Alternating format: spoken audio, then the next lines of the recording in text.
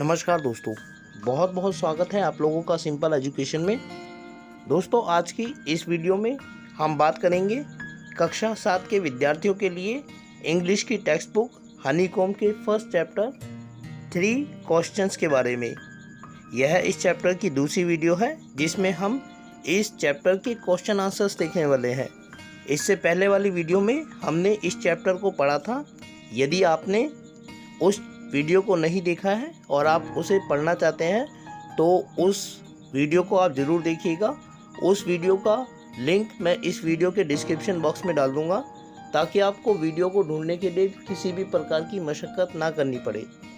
दोस्तों, हमने कहानी में देखा था कि एक राजा के मन में यह सवाल आया कि यदि 3 सवालों का जवाब उसे मिल जाए तो वो कभी भी किसी कार्य को करने में असफल नहीं होगा।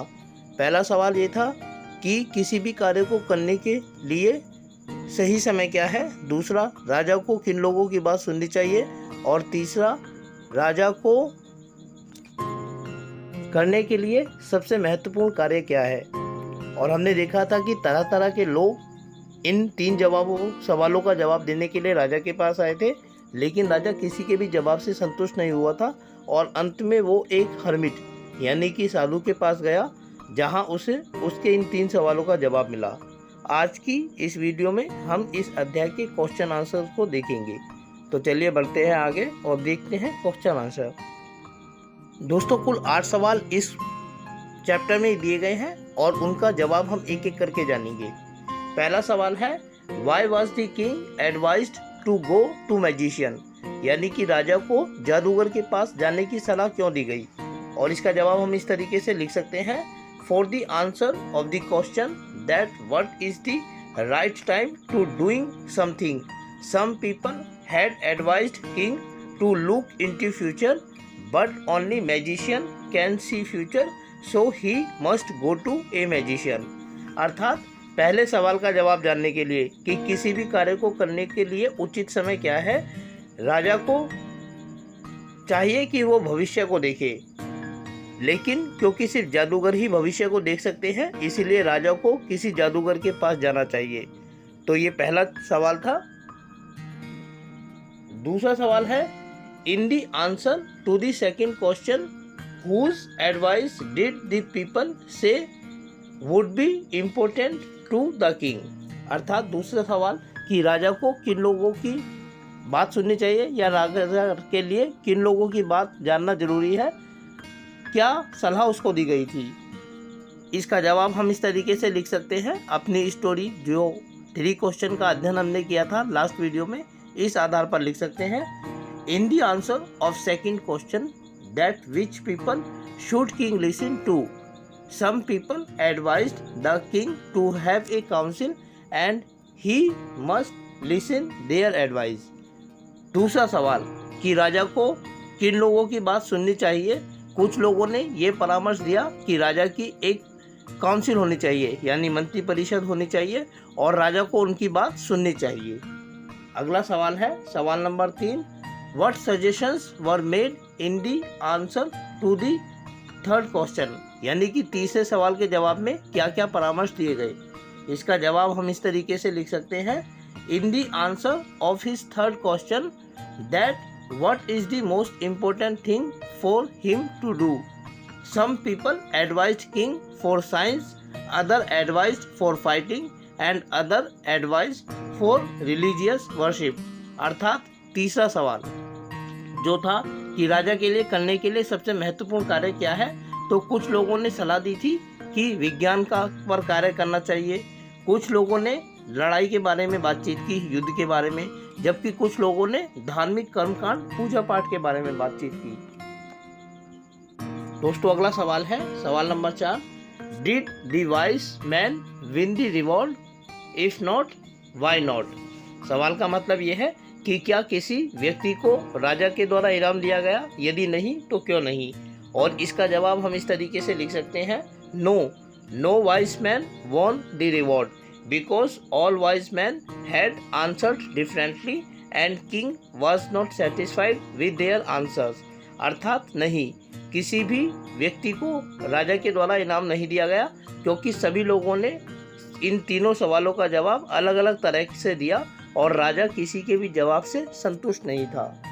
अगला सवाल है, how did the king and hermit help the bounded man, अर्थात राजा और साधु ने घायल व्यक्ति की किस प्रकार मदद की। इसका जवाब हम इस तरीके से लिख सकते हैं, king and hermit had washed the wound and redressed that wound again and again until the bleeding had not stopped, अर्थात राजा और साधु ने उस घायल व्यक्ति के घाव को धोया और बार बार उस पर तब तक पट्टी बांधी जब तक कि खून बहना बंद नहीं हो गया। And they brought him inside the हट फॉर रेस्ट, और उसको आराम करवाने के लिए वे उस घायल व्यक्ति को साधु की झोपड़ी के अंदर ले आए थे। अगला सवाल है, हु डिड, सवाल नंबर 6, इसके दो खंड हैं।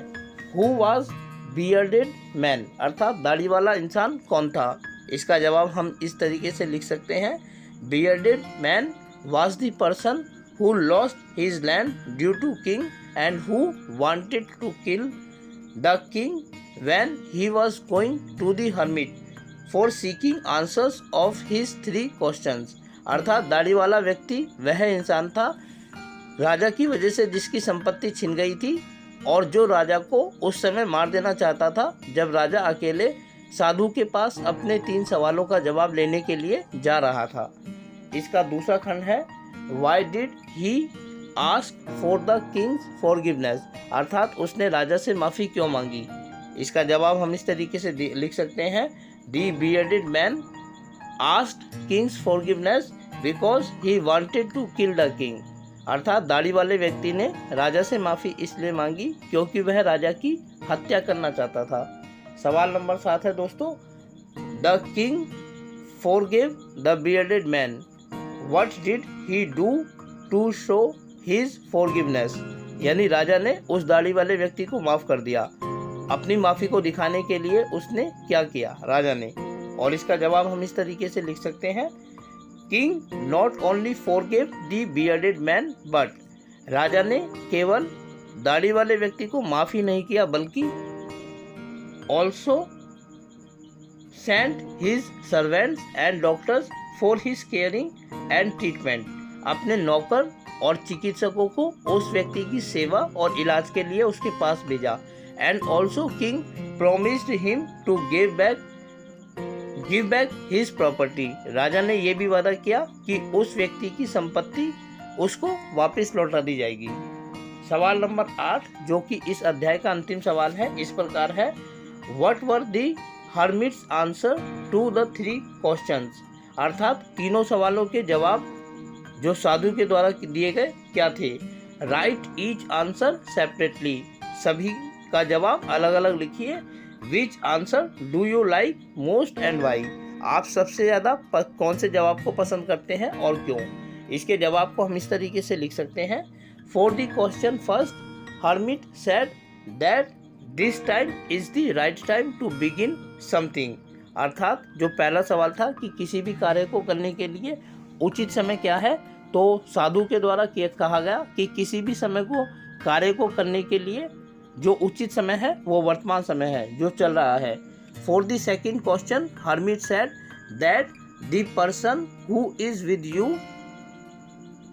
This time is most important person for you, और दूसरा सवाल था कि राजा को किन लोगों की बात सुननी चाहिए, तो साधु ने कहा था कि उस समय तुम्हारे साथ जो भी व्यक्ति हो वो तुम्हारे लिए सबसे महत्वपूर्ण व्यक्ति है जिसकी बात तुम्हें सुननी चाहिए।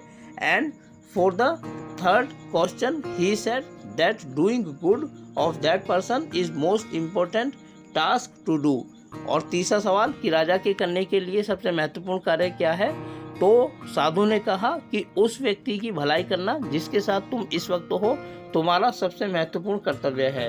I like answer of question 1, पहले सवाल का जवाब मुझे सबसे ज़्यादा अच्छा लगा। आप खुद भी ये बता सकते हैं कि आपको इनमें से कौन से सवाल का जवाब जो साधु के द्वारा दिया गया था सबसे अच्छा लगा। बिकॉज, क्योंकि present time is the most important time in the life, क्योंकि वर्तमान समय जिंदगी में सबसे महत्वपूर्ण समय होता है। तो प्यारे बच्चों, कक्षा 7 में पढ़ने वाले विद्यार्थियों के लिए ये थी इंग्लिश की टेक्स्ट बुक हनीकॉम्ब के फर्स्ट चैप्टर 3 क्वेश्चंस के क्वेश्चन आंसर। आप इन क्वेश्चंस को समझिए, इनके आंसर को लिखिए, अपनी कॉपी में नोट कीजिए और एग्ज़ाम्स की तैयारी करें।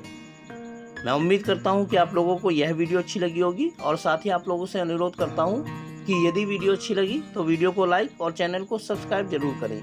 इसके अलावा आगे आने वाले अन्य दिनों में अन्य वीडियोस को देखने के लिए जुड़े रहें मेरे साथ मेरे इस YouTube चैनल पर, जिसका नाम है सिंपल एजुकेशन। फिलहाल आप लोगों से विदा लेना चाहूँगा। वीडियो को देखने के लिए आपका बहुत बहुत धन्यवाद।